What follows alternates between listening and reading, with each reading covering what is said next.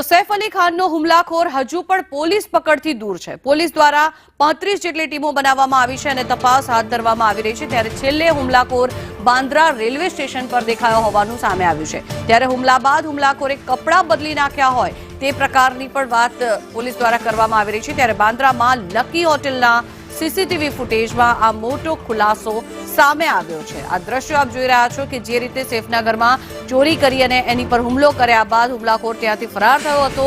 તેના દ્વારા કપડાં બદલી નાખવામાં આવ્યા હતા તેના સીસીટીવી ફૂટેજ પણ સામે આવ્યા છે।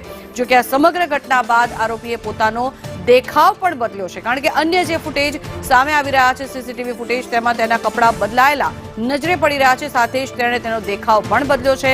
જો કે પોલીસ દ્વારા આ સમગ્ર વિસ્તારના સીસીટીવી ચકાસવામાં આવી રહ્યા છે। 16 તારીખે સવારે 8 વાગે બાંદ્રામાં આ સંદિગ્ધ શખ્સ ફરતો દેખાવ હતો। કે આરોપીની એક પછી એક અનેક તસવીરો સામે આવી રહી છે, જેને ધ્યાનમાં લઈને પોલીસ દ્વારા સતત તપાસ હાથ ધરવામાં આવી રહી છે। હજી સુધી અનેક પ્રશ્નો યથાવત છે કે અભિનેતા સૈફ અલી ખાનના ઘરમાં આ જે હુમલાખોર છે તે શું માત્ર ચોરી કરવા માટે ગયો હતો કે પછી હુમલાના ઈરાદે ગયો હતો? અનેક પ્રશ્નો અહીં હજી પણ યથાવત છે।